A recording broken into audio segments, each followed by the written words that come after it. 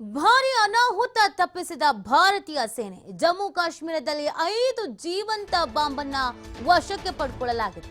3 tiffin box 2 ಬಕೆಟ್ನಲ್ಲಿದ್ದಂತ bomb ಪೂಂಚ್ನ ಸುರಾನ್ ಕೋಟೆ ಅರಣ್ಯದಲ್ಲಿ ಪತ್ತೆಯಾಗಿರೋದು।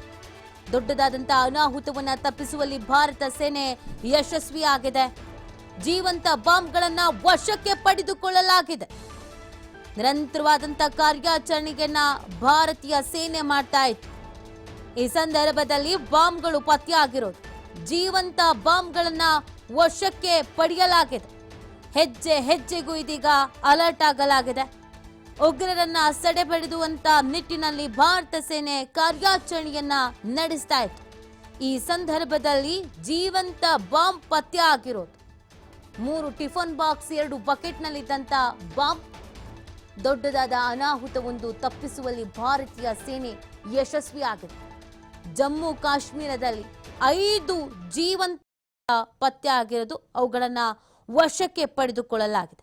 ನೋಡಿ, ಉದ್ವಿಗ್ನ ಪರಿಸ್ಥಿತಿ ನಿರ್ಮಾಣವಾಗಿದೆ ಗಡಿ ಭಾಗದಲ್ಲಿ।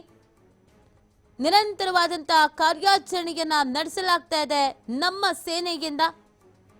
ಕಾಡಿನಲ್ಲೂ ಕೂಡ ಕಾರ್ಯಾಚರಣೆಯನ್ನ ಮಾಡಲಾಗ್ತಾ ಇದೆ।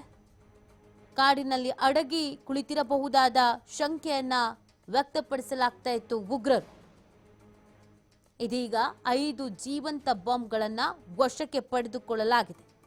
ಕಾಶ್ಮೀರದ ಪಹಲ್ಗಾಮ್ನಲ್ಲಿ ಆದಂತ ಅಟ್ಯಾಕ್ನ ನಂತರ ನಮ್ಮ ಸೇನೆ ಅಲರ್ಟ್ ಆಗಿದೆ। ಹೆಜ್ಜೆ ಹೆಜ್ಜೆಗೂ ಕೂಡ ಕಾರ್ಯಾಚರಣೆಯನ್ನ ನಡೆಸಲಾಗ್ತಾ ಇದೆ। ಇದೇ ಸಂದರ್ಭದಲ್ಲಿ 5 ಜೀವಂತ ಬಾಂಬ್ಗಳು ಪತ್ತೆಯಾಗಿರುವಂಥದ್ದು। ಈ ನಿಟ್ಟಿನಲ್ಲಿ ಇದೀಗ ಆ 5 ಜೀವಂತ ಬಾಂಬ್ಗಳನ್ನ ವಶಕ್ಕೆ ಪಡೆದುಕೊಳ್ಳಲಾಗಿದೆ। ನೀವು ಫೋಟೋದಲ್ಲಿ ಗಮನಿಸ್ತಾ ಇದ್ದೀರಿ, 3 ಟಿಫನ್ ಬಾಕ್ಸ್ 2 ಬಕೆಟ್ನಲ್ಲಿ ಬಾಂಬ್ ಪತ್ತೆಯಾಗಿದೆ। ಯಾವುದೇ ಕ್ಷಣದಲ್ಲಿ ಯಾವುದೇ ರೀತಿಯಾದಂಥ ಪರಿಸ್ಥಿತಿ ನಿರ್ಮಾಣ ಆಗಬಹುದು ಅನ್ನುವಂಥ ನಿಟ್ಟಿನಲ್ಲಿಗೆ ನಮ್ಮ ಸೇನೆ ಕಾರ್ಯಾಚರಣೆಯನ್ನು ಕೂಡ ನಡೆಸ್ತಾ ಇತ್ತು। ಇದು ಪೂಂಚ್ನ ಸುರಾನ್ ಕೋಟೆ ಅರಣ್ಯದಲ್ಲಿ ಪತ್ತೆಯಾಗಿರೋದು। ಉಗ್ರರು ಕಾಡಿನಲ್ಲೇ ಅಡಗಿರುವಂತಹ ಶಂಕೆಯನ್ನು ಕೂಡ ವ್ಯಕ್ತಪಡಿಸಲಾಗಿತ್ತು।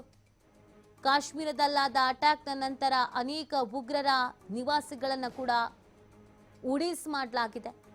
ಹುಡುಕಿ ಹೊಡಿತೀವಿ ಅಂತ ಆಲ್ರೆಡಿ ಈಗಾಗಲೇ ಪ್ರಧಾನಿ ನರೇಂದ್ರ ಮೋದಿ ಅವರು ಕೂಡ ಹೇಳಿರೋದು।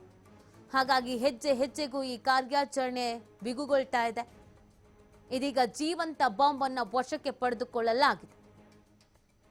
ಇದರ ಬಗ್ಗೆ ಗಮನ ಹರಿಸಿರ್ಲಿಲ್ಲ ಅಂತಂದ್ರೆ, ಕಾರ್ಯಾಚರಣೆ ಮಾಡಿಲ್ಲ ಅಂತ ಅಂದ್ರೆ ದೊಡ್ಡದಾದ ಅನಾಹುತ ಸಂಭವಿಸಿ ಬಿಡ್ತಾಗಿತ್ತು। ಈ ಅನಾಹುತವನ್ನ ತಪ್ಪಿಸುವಲ್ಲಿ ನಮ್ಮ ಸೇನೆ ಯಶಸ್ವಿಯಾಗಿದೆ। ಜಮ್ಮು ಕಾಶ್ಮೀರದಲ್ಲಿ 5 ಜೀವಂತ ಬಾಂಬ್ ಅನ್ನ ವಶಕ್ಕೆ ಪಡೆದುಕೊಳ್ಳಲಾಗಿದೆ।